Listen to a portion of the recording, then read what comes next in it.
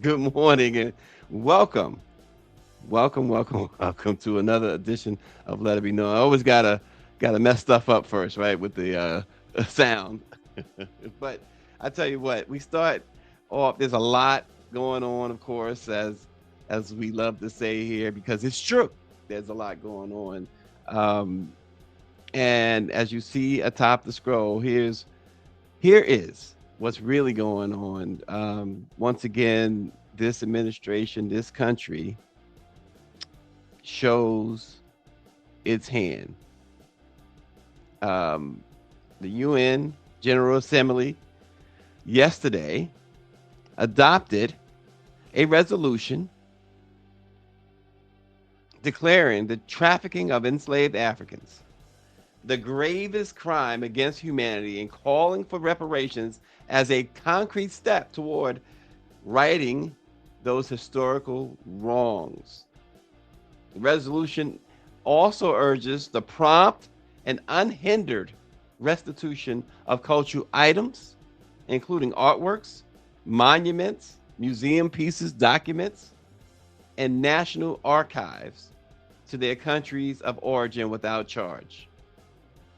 Of course, the vote in the 193 member world body was 123 to 3. There were 52 who abstained. Not sure why they abstained. But more importantly, the United States, its girlfriend, Israel, and Argentina were the three members voting against the resolution. The United Kingdom and all 27 members of the European Union were among those that abstained. And while the United States claims it opposes the past wrongdoings of the transatlantic slave trade and all forms of slavery, it says it does not recognize a legal right to reparations for historical wrongs that were not illegal under international law at the time they occurred. And the vote happened to take place on the day of remembrance of the victims of slavery and the transatlantic slave trade. And for it's amazing to me, Israel, and let's face it, and it's nothing against Jewish people whatsoever. This is not a testament against Jewish people as a whole. But the Jewish people received reparations. They received reparations. And to vote against reparations for African Americans, to vote against even acknowledging that this was the most grave crime against humanity, it's it's just incomprehensible. It's hmm, it stokes even more division to go against. Really, it does stoke more division, and that's there's no way around it, because this is you have and you've seen it. A lot of African Americans say, "Hey, you know, we stand with Israel," or when Hamas did that unthinkable crime that they did a couple of years ago. A lot of African Americans supported Israel, and as Orange says, Jewish people are still receiving reparations. And right after the vote yesterday, it may have gotten a little lost in the sauce, but the Trump administration reinstalled a statue outside the grounds of the White House of those executive orders,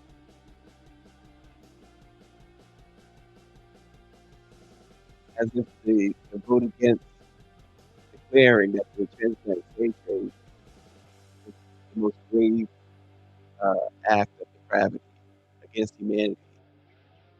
and voting against reparations, this guy has them erect a statue to Christopher Columbus. And the code says these are the same folks who are replacing Christopher Columbus statues, so it comes as no surprise.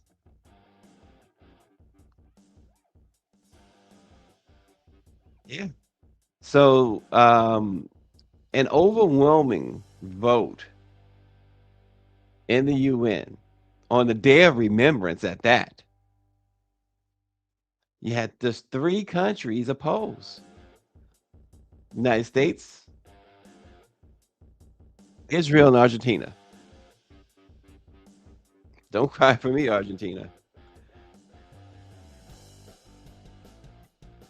I mean, you look at these images that's up on the screen now, and these are G-rated images as compared to what really happened.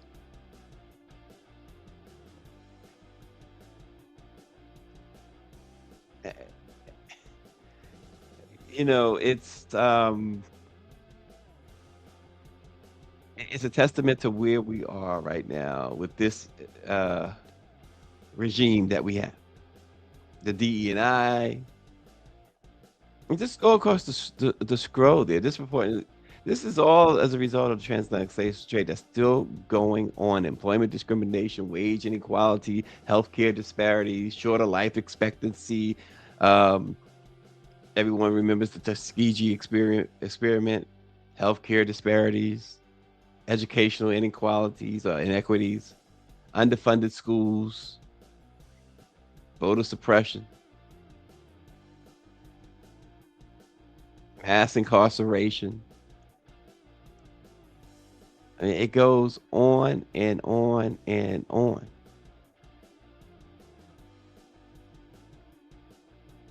And they want to remove all of this history. There was a executive order last year targeting the National Museum of African American History and Culture.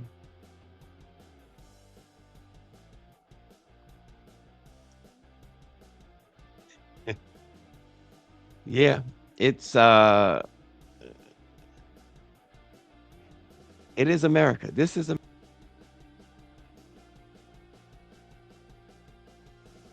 This is America for sure. Well, folks, and we'll keep that on the scroll um, for sure all day, as Orange says he will do as well. Well, we turn our attention. Christian Clark. First, let's read that comment there. The EU voted as a bloc to abstain. That is a no vote, in my opinion. It is a no vote. It's like they're trying to play it down the middle, and there's no middle here. There's no middle. Christian Clark, the former head of the U.S. Department of Justice Civil Rights under Joe Biden's administration, has joined the NAACP as its general counsel. They just announced that yesterday. The NAACP said that hiring Christian Clark, who is an esteemed Columbia law educated civil rights attorney, is part of the NAACP's scaled efforts to combat the Trump administration's rollback of civil rights and of the civil rights era protections for more than 48 million Black Americans living in the United States. Christian is a history-making attorney. As we know, she was appointed as Assistant Attorney General of the DOJ's powerful Civil Rights Division, which has now been dismantled.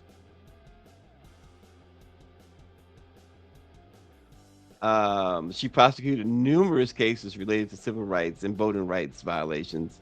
And after she was confirmed by the Senate in 2021, Christian became the first woman and the first Black woman to lead the DOJ Civil Rights Division.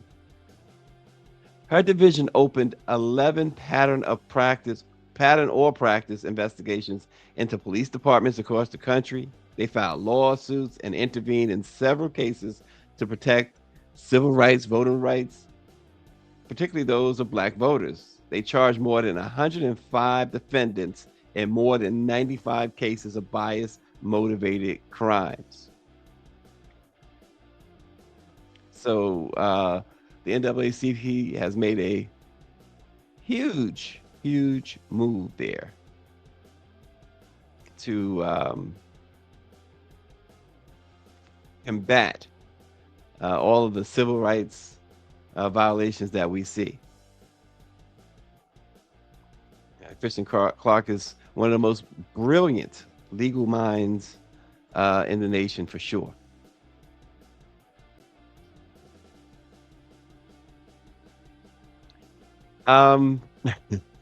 With the war going on, there's been some changes made to the U.S. Military, particularly the U.S. Army. Yep, yes. The Army has decided that they have raised the maximum enlistment age to 42 years old, and they have done away with the barrier for potential recruits who have a legal conviction for marijuana or drug paraphernalia possession. They want you. They want you. Uncle Sam wants you. Whether whether you high, you smoking, you older, they want you. Now people age up to 42 can enlist. Um, they can do it. They can enlist in the Army National Guard, the Army Reserves. The previous age limit was 35. You had to be at least 35. They also removed those restrictions upon recruits who've had a single conviction for possession of marijuana or associated items such as bongs, pipes, and spoons. Pipes, they smoking on the pipe, and now they're gonna be in the Army.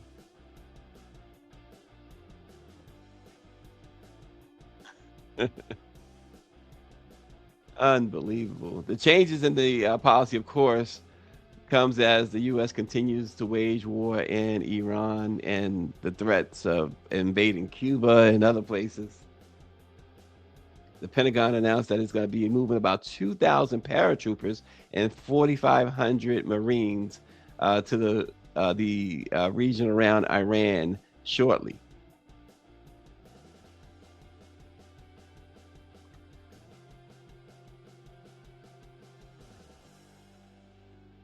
RNG says 42. He says, I retired from the military at 41. Send Baron Trump to fight Iran for Israel. RNG has spoken. But this is what they're doing now. This is exactly what they're doing. So I guess we have to deal with it, right? We have to deal with it. And now, here's something else we have to deal with. Governments are rushing to secure supplies critical to food. They are trying to secure critical crop nutrients ahead of spring and the planting season, as the Middle East war has just totally choked off the flow of commodities, and there's now this fear of a global food crisis because the Strait of Hormuz is not active now. Iran has shut that off. And they say fertilizers exemplify the tight link between energy and food prices, which underpins harvests worldwide. So this is going to be affecting food supplies. It's noted that the Middle East is a vital supplier, rich in both mineral reserves and the gas, of course, needed to produce nutrients for staples like corn, wheat, and rice. With the strait shut, shipments have ground to a halt. And in turn, prices of things like urea, the most widely used nitrogen fertilizer, they've gone way, way up. Phosphate supplies also is said to be at risk. and much of the global stock is tied to the Persian Gulf. And now they're saying panic is spreading.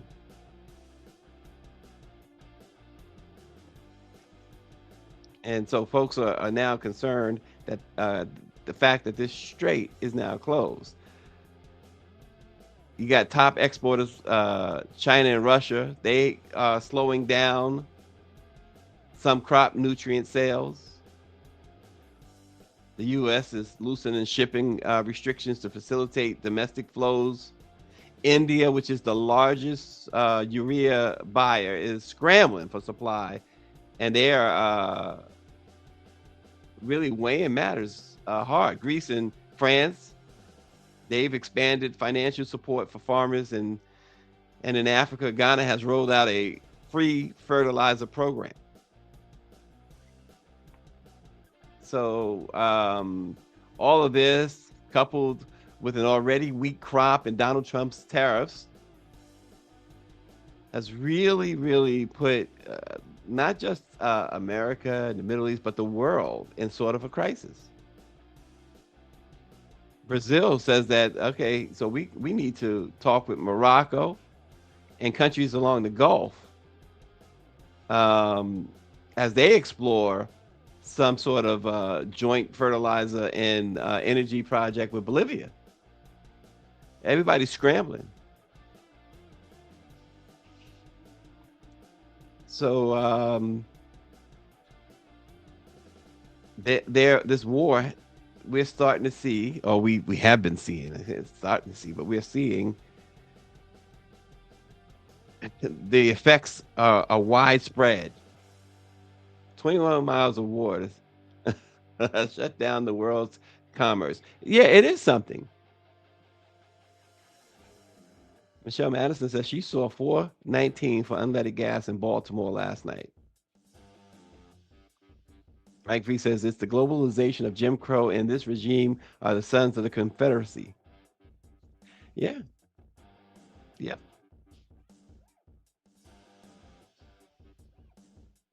that's exactly what we're seeing.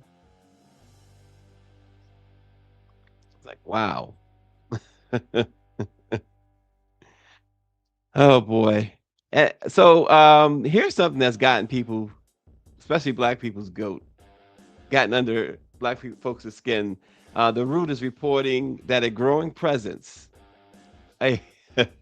a growing presence of black immigration and enforcement agents, ICE, at U.S. airports is stirring up trouble online as Donald Trump continues to deploy agents to address chaos caused by the partial government shutdown.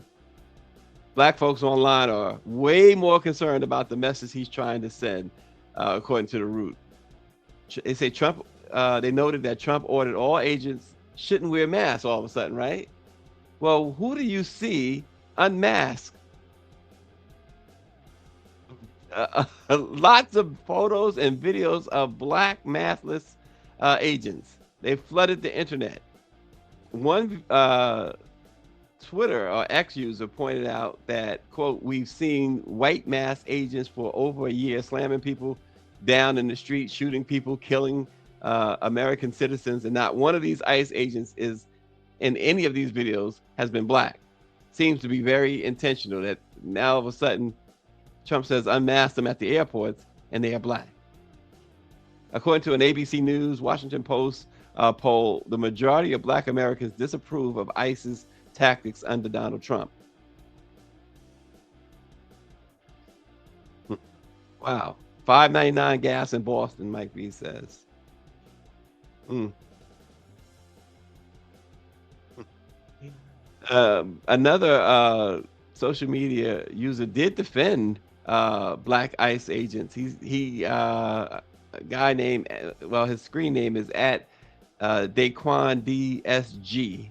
And he says now black people aren't allowed to be cops or ICE agents, any other jobs that'll revoke our black cards. A lot of people say, dude, you totally missed the point.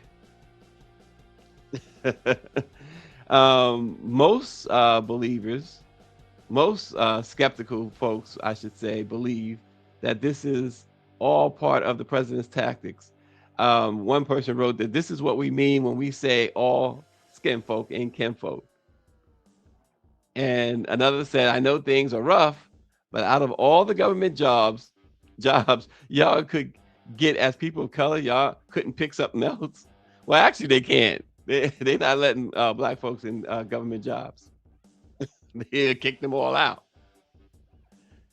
RNG says those black ICE agents are the descendants of the sellout Negroes who sold our ancestors into enslavement. Hmm. Mike V says they solved black men's unemployment by onboarding them into ICE.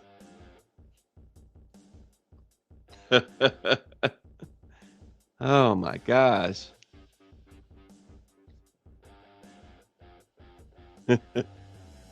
Yeah, and we are seeing more and more as we said that when the masks have come off at the airports, but it's true. You look at San Francisco, where the cost of living is like through the roof. You see black ICE agents, New York, of course, black ICE agents, Atlanta. You expect to see somebody black in Atlanta, right? But folks are really, really going in on these black ICE agents. He says they give slave catchers a whole new meaning.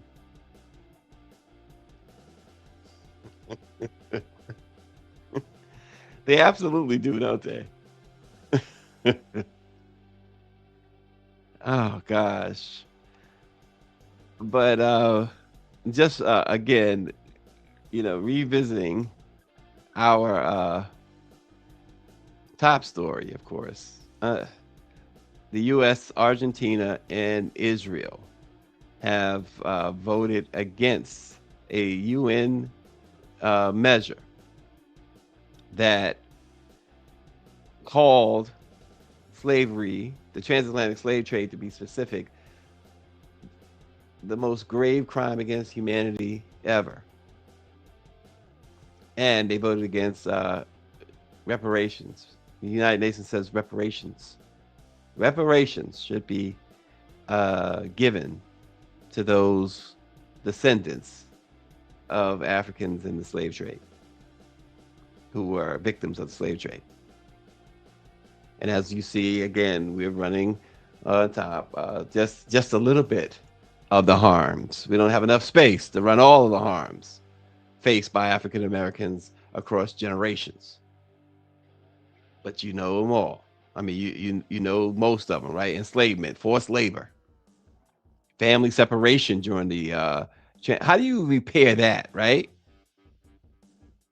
Or how do you not try to repair that in some way?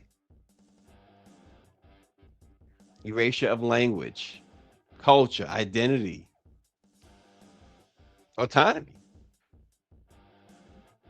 Of course, the untold physical violence, sexual exploitation, generational trauma that still exists. Of course, the Reconstruction period, broken promises after Reconstruction, loss of land, they still taking land.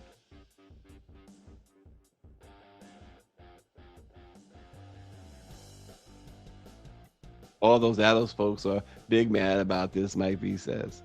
Yeah, I guess they don't have a black politician to blame about this, right? Because that's what they tend to do.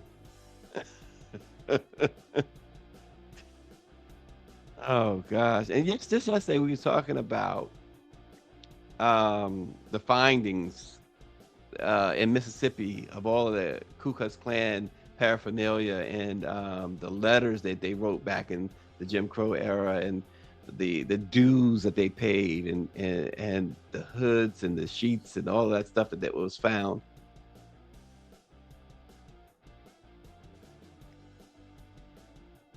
And that was yesterday. And then the UN on the day of remembrance, they take this vote and without hesitation, the United States Israel and Argentina. No, we're not joining y'all in anything that might be construed as sympathy toward what happened to Africans and African Americans.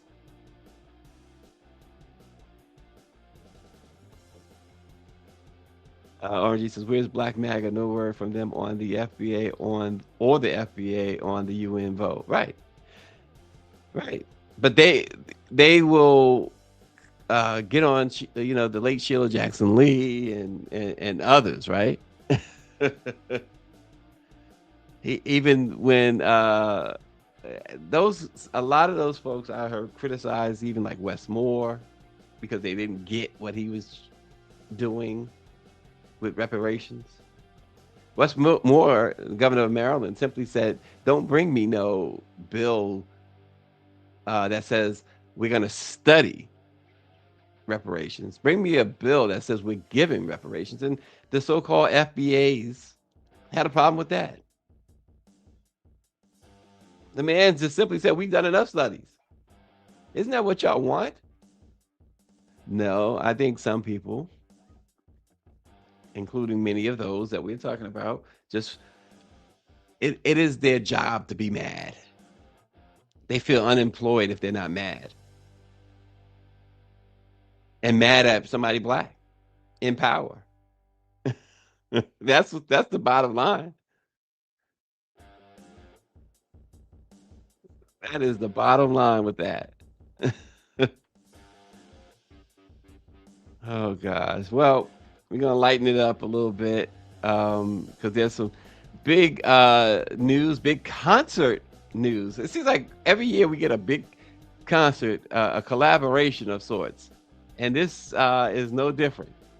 Salt and Pepper, TLC, and In Vogue are hitting the road together for a massive tour. They're calling it the Iconic World Tour. Live Nation, of course, is producing it. And it's the first time that all three pioneering female ensembles will have ever shared a stage or a marquee together. Just days before the tour was announced, all three groups were confirmed to appear at the iHeartRadio Music Awards, which airs tonight, by the way, on Fox. So Salt and Pepper, TLC, and In Vogue going on tour together. Oh, these tours are becoming very interesting. I guess they had caught on to something here. The what was it? The Divas tour, or the Women's tour, whatever you called it.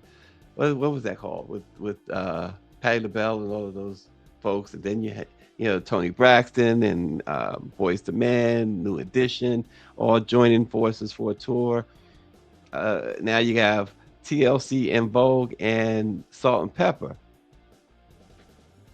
And they're gonna do well. They're gonna sell out. It's gonna be a big tour. It is a big tour.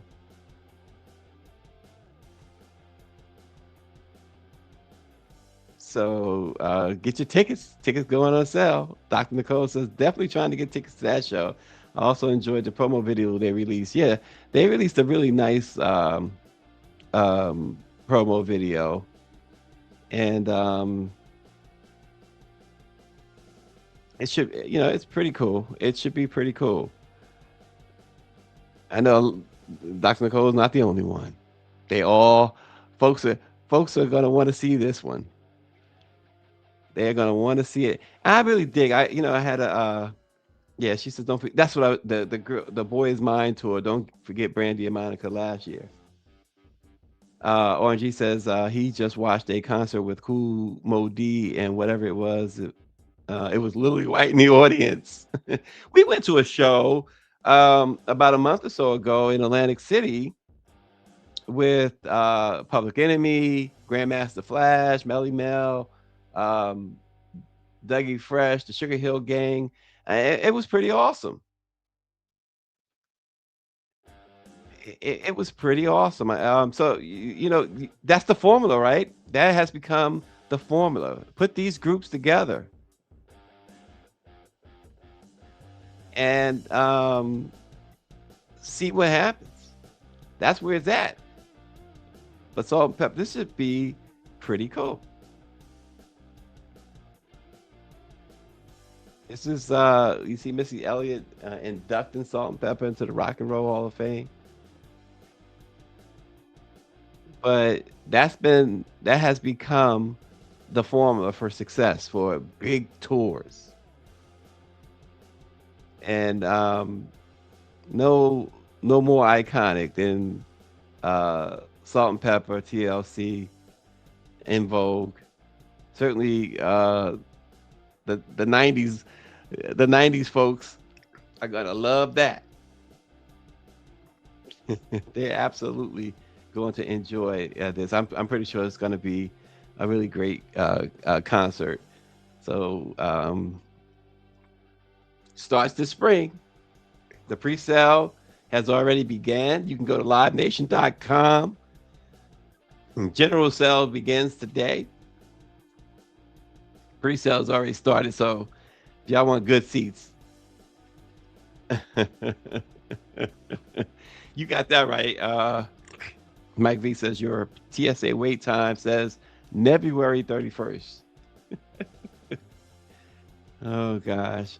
I wonder who in my house is going to be going to see Salt and Pepper, TLC, and In Vogue. I wonder. I'm pretty sure I'll hear something about it. But hey, who run the world? That's what Beyonce say, right? Who run the world? Girls. Oh boy. It's one of those days. It's a Thursday. Now somebody is stealing baby formula. Who's stealing baby formula?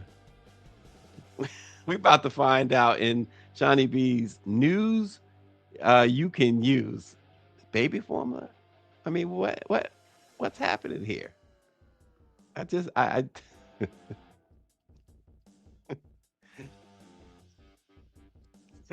got me choking. Let's check it out.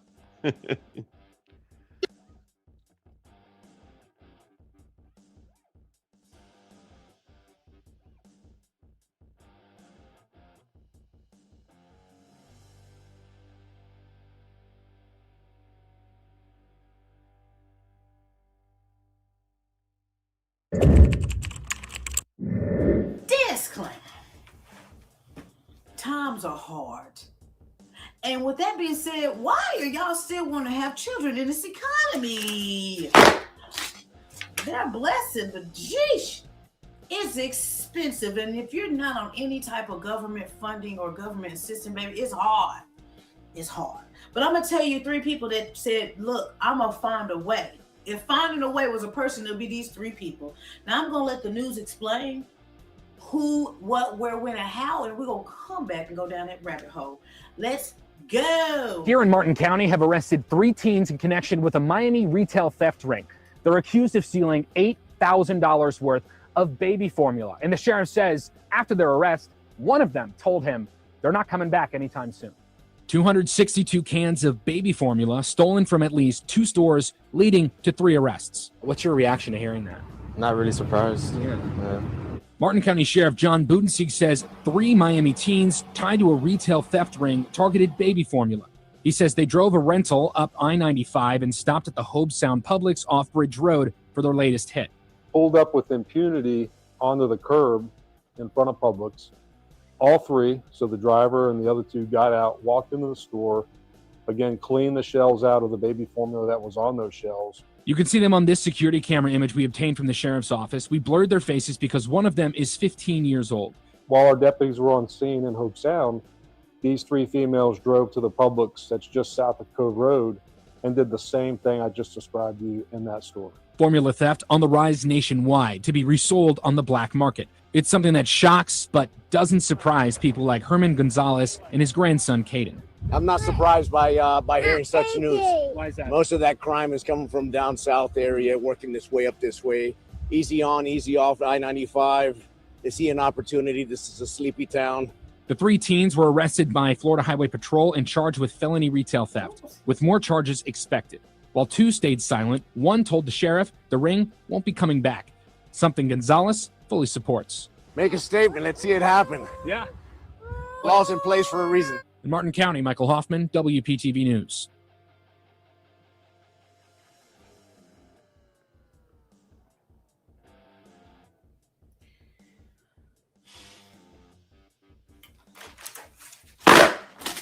Let's go back up to the top. Now, again, where there is a will, there is a way. I don't condone stealing, but baby, for every 100 cans that they stole, they will get $1,000. Oh, that's a lot of little ass money. But for 3 people, absolutely not. You did 262 cans, so that was $2,000. Was you getting the extra? Since you had took 62 extra more cans, or what? Did they just need you to get the difference of, and it was gonna give you $3,000? That's a lot of work. 100 cans is a lot of cans. Now, allegedly, the police said they didn't show the people's face in the surveillance camera, but the internet did, because I clearly saw all 3 people. I didn't know that one of them was a minor, but shoot, the minor doing adult crime. So 2 adults, 1 teen. Again, you heard that investigators said that they stole several hundreds of dollars worth of baby formula. And if you have a baby or you babysat one, you know that formula, depending on the type and the color, because it all does different things, can start at the low end of $5.99, and that's on depending on the can size, and go all the way up to $40 or $50, especially if your child has allergies. Ooh-wee! Danger! That's why I said, baby, mine is 10. There's no need for me to start over. So you have Brianna Cooper, 15, Tanaja Mason, 18, and Amani Petaway, 18. They all did this ring to go to different Publix and steal. Now, when they said it was in South Florida, and I was like, well, I'm not native to the state, but I figured in my spirit it was Miami all day. Now, not that I have a type of, negative connotation about it. It's just Charlamagne God always says the craziest people from Bronx and all of Florida. So normally when I'm doing a story, it's like Miami be hot on the block. But under the circumstances of our environment right now and the incomes that people are having slashed in half or losing their jobs, people are just going to start surviving however need be, because the baby's gotta eat. Now, I'm not with the stealing, because they probably were waiting for y'all to go past a threshold, which after $750, the crime is deemed as a felony. So they probably was like, all right, we're gonna let them keep going just enough so we can prosecute and keep them in jail for a very long time. Now, they didn't mention anything about bonds or anything, but at the end of the day, this is a big deal. Y'all didn't go to 1, but 2. And now the communities you went to, they like, don't bring that ghetto crime over here. He's like, they're from South Florida. Meanwhile, the wind was blowing. The baby was out of control while he was doing the news interview. I'm like, y'all couldn't interview nobody else. The baby's like, baby had a loose neck. The point of the matter is, I need y'all to understand, if you do the damn crime, you're going to do the damn time. Now, it seems like 2 of them are not cooperating, 1 is. So if you're going to do a crime where somebody's going to do all the talking, you might as well do the crime by yourself and just sit your jail time out. Now, who was the person paying the $1,000? Like, I know you're not going to tell me, but if y'all said the ring is over, it sounds like somebody was instructing you to do it and paying you to do it. So it sounds like they could just find 3 more people to continue the theft. They may not go through a Publix, but they may go through something else, because folks are still having children in this crazy economy. And then the baby's got to eat. And if you're not naturally breastfeeding, you got to rely on the powdered milk. Okay? At the end of the day, $8,000 worth of alleged baby formula is crazy work. It is crazy work for sure. I mean, come on. What are y'all doing? Oh my gosh.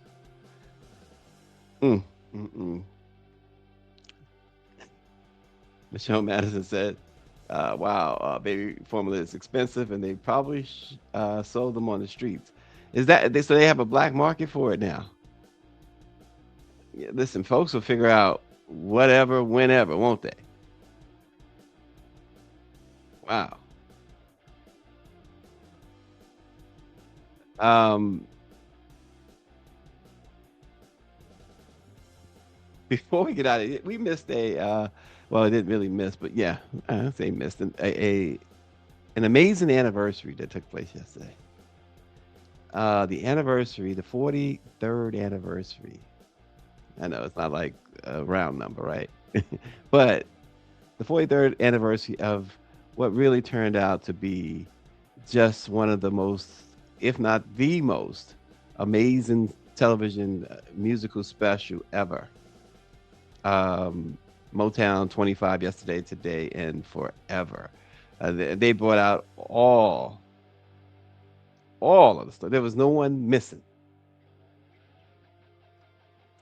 Michael Jackson and the Jacksons, of course, Smokey Robinson, Stevie Wonder, Diana Ross, The Temptations, Four Tops, Supremes, Marvin Gaye, they all, Lionel Richie, the Commodores, all of them were there.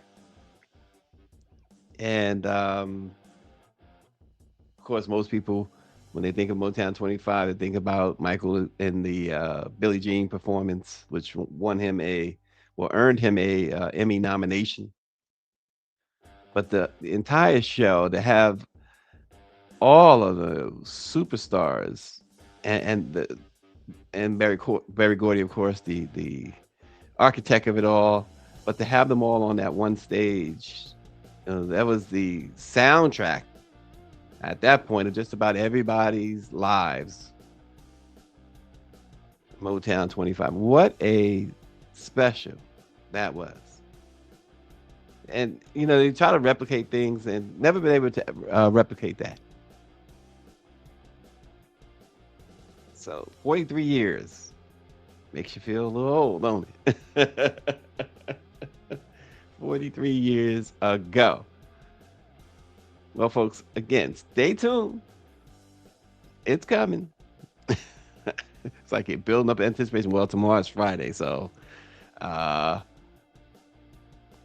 check out tomorrow's show for more details on what I've been hinting at for almost a week now. So we'll see you. Let's go!